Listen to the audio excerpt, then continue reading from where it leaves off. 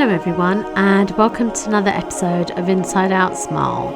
I'm your host Dr. Amber Q, and today's episode is dedicated to my one true love, who sadly is no longer with me. But we said goodbye 9 years ago today, which is why I'm dedicating that episode to him. My darling toy poodle, oh my God, he was so gorgeous. And I saw him at 6 weeks, picked him up at 8 weeks, and basically we weren't separated until we had to say goodbye when he was nearly 19 years old. I had to actually compose myself to record this podcast because it's still, it's still quite, I want to say raw, but I guess it's not raw as much as just painful. And they say that time is a great healer, but I think I've figured out really that time just makes things more tolerable, really, and when you lose a loved one, it's just unbelievable. But I feel that, I don't know, because the thing is, with pets, they are just, everyone in our life has, we have different relationships with everyone, nothing can replace a mother. And I remember my mother actually saying to me, you've taken your poodle away from his poodle mum, and don't you feel bad about that? And I was kind of like, oh my God, yes, I do actually. And, because I'm not a poodle. And, but anyway, he was the love of my life. He had, and I know people say this about their own pets, their own children, etc., but he was so well behaved. He was such a gentleman, and he was just kind, courteous, gentle. And I feel that dog owners these days, this is the thing. So it's the 9th anniversary of his passing. And at that time, you couldn't take dogs into Selfridges. You could not take dogs into Liberty. It was very hard to take a dog anywhere. Whereas now the world has totally changed. There's so many more sort of items that are available for dogs, because I remember even getting a dog guard at the time was so difficult. I had a Volkswagen Golf at the time, and I managed to get, you'd had to sort of order the dog guard in advance, and it was especially, fitted to the car. And, and now things are so different. They're so different. But the thing is that whatever period of time frame we're looking at, dogs are like children, pets are like children, and they need boundaries. And I find that dog owners these days, most of them, they have not trained their dogs, and they just don't, talk about social skills or lack of social skills. When they're walking with their dog, which should be just a wonderful, beautiful bonding experience, that people are just on their phones. And the world has changed so much in the last 9 years. It's really incredible. Now, I have the great fortune of living in a very green, leafy part of London, and it's a wonderful area. And so when I had my poodle, I was working in the hospital at the time. So I would walk him in the morning, walk him in the, in the evenings, and I knew a lot of doggy people, and I still know some of those people. Some of those people have passed, and it was such an incredible time. I think this is the thing. We don't realize how precious time is until it has passed. I can remember being kept very fit by my poodle, who would he was very sociable. He would race off. He was so fast.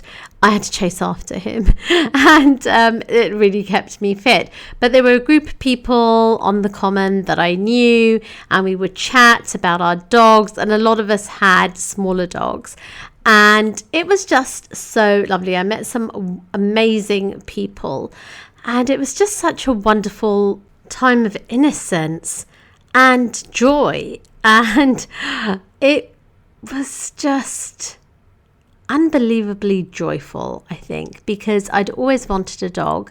And the thing is that pets give you so much pure love. It's just pure love and devotion. And I read something the other day about how, I read this a while ago actually, about how our pets, but it was specifically about dogs, how dogs do not live as long as humans. You know, they have such a short time span. And a pet's life, especially a dog's, really revolves around, they're so devoted to their human that I feel awful when people don't appreciate, let's put abuse aside, but when people don't appreciate their pets, don't give them the love or the attention. I mean, I'm sorry, if you don't want children or you don't want pets or you don't want to give them the time and attention they need, don't have them, you know. And it was just such a wonderful time. And he was so gentle. And then when he became older, he taught me so much about grace, humility and dignity. And it was very sad. His passing was very sad indeed. And I still can't bear to look at his lock of hair, actually. I looked at the tin, which houses the ribbon that, or the tissue rather, that has his lock of hair, and I cannot bear to smell it. And it's interesting, isn't it, because that smell, that sort of it still lingers on his coat and collar. And again, I've kept all of those, along with his remote control Mercedes that he used to adore. He would chase after it. He was so cute. He was so adorable.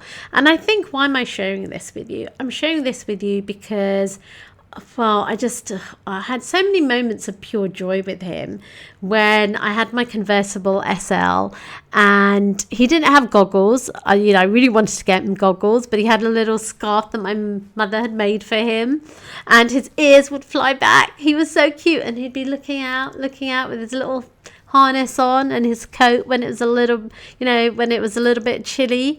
And we had the best adventures. We really, really did. And we used to cuddle up together as well, and we used to lie on the common when it was sunny, and I would throw his frisbee, which at the time was quite a new toy. It was a soft frisbee for dogs, and he would run and pick it up and flip it around his neck and come racing back, and everyone would say, "Oh my God, how did you teach him that?" And I would say, I didn't teach him. He has just done that all on his own. And there were so many amazing people that I met. There was an artist who has since passed, but he was an incredible Italian guy. He really was. And he used to walk his son's dogs, actually. And he had a German Shepherd, Jeannie, who was in a wheelchair. And my poodle was obsessed with her. I mean, he was literally obsessed with her. I mean, I know I'm a specialist in special care dentistry, but my poodle as well was drawn to, dogs with complex needs. And he loved this dog so much. Yes, her name was Jeannie. And then when Jeannie unfortunately passed as well, the son had some more dogs, and and the chap just loved my poodle. And then he felt really bad because he threw the frisbee once and it got stuck in the tree, and he was like really apologetic. And then unfortunately he became unwell, and he became unwell, and I don't know how I got in touch with his daughter, actually, because it turned out he was a famous artist, and we didn't realize, I think, how famous he was. And it was really interesting because, this is where I feel that my career really just, I don't know, it's moments like this where I was able to give the daughter some tips, and hopefully that helped him. But that's when, it's just, I don't know, I do feel that health professionals are different because we just, I don't know, it's so lovely helping people. But yeah. So it's the anniversary of my poodle. He's buried in the family garden, and he's always close to my heart. And of course, as a Muslim, I know that he's returned to God and that I will see him again one day. and God willing, and it's going to be incredible to see him again. And it's funny because I had some dreams after his passing, and we were communicating, and it's so funny, isn't it? Because there's so much non-verbal communication. I mean, I learned this myself in my clinical career, but it was just beautiful. And I think, why am I telling you this? I think, well, it's his anniversary today, so his 9th anniversary. And I think really the thing is that we just don't realize how precious moments are when we're living them. We don't know when our last moment is going to be with someone, whether that's a pet, a patient, a neighbor, a friend, a loved one. We just don't know. And we also don't know when somebody else has had a last moment with someone else that they love, that is dear to them. And honestly, I cannot contemplate what the Palestinians and other people are going through, because this is how I feel about my beloved pets, who, is not a parent, not a sibling, but yes, of course, he was the love of my life, and he was a member of the family. And no, I would say he is a member of the family. It's just that he's on a different plane of reality. But the thing is that, at least, although on the fateful day when I took him to the vets, and I was so blessed because I had such an amazing vet, such a great practice. It was an independent practice. And I feel that, and I always like to look for independent businesses, practices. I feel that they give you the best service. And I could be wrong. If you're a corporate, feel free to correct me, but that's my experience. And I find that, when I think back on that fateful day, I was so blessed that I was there, and, that the practice owner was there, the principal vet. So, I was just so blessed. I was just so blessed. And I didn't want him to suffer, and his liver was basically shutting down due to his age. So we said goodbye. And I think there was a junior vet there who's got a thriving independent practice now. She said to me afterwards that she'd learnt something because she had an elderly dachshund at the time. And she was sort of saying, your poodle's going to come around. But I wanted to do the right thing for him. So we said goodbye to him, and I just feel that I can't fathom how people who are being oppressed and who are suffering terribly. I saw an article the other day which said genocide is too small a word for what's happening, and I agree. And I don't know how to process that emotionally.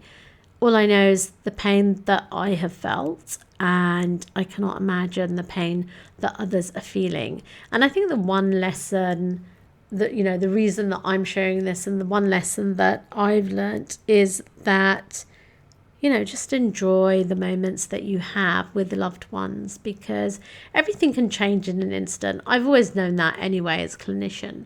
And I think that we just take loved ones for granted, essentially, or those around us for granted.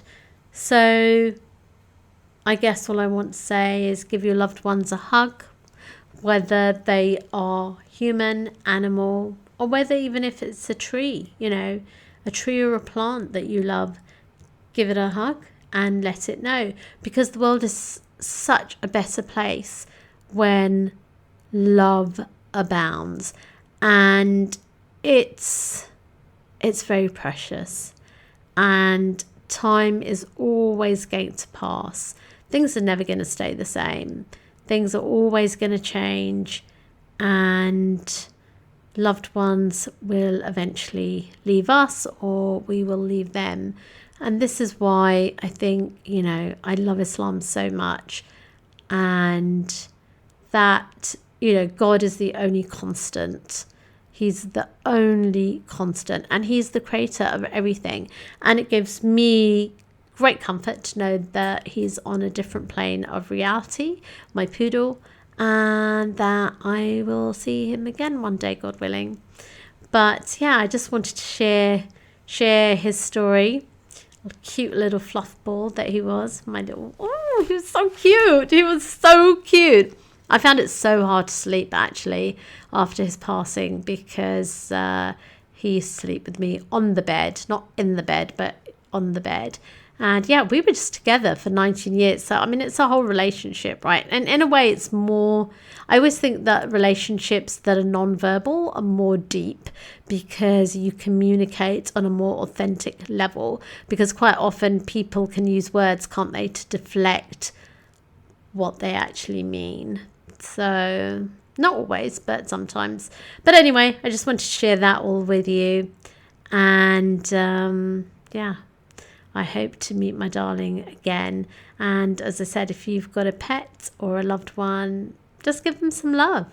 Show them that you really care, because those are the things that you'll look back on.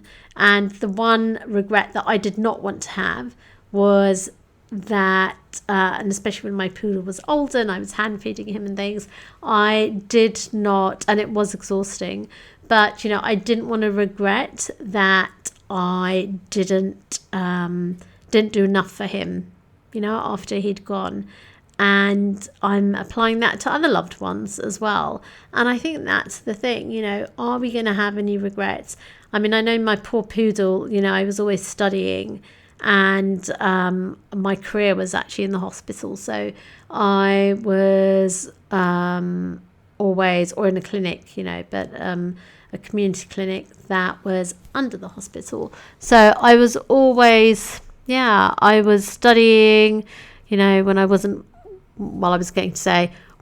studying for a dental degree, then I was studying for my MBA and then my psychology. And so my poor poodle had to put up with kind of me studying. And but I don't have any regrets, because I did the very best that I could.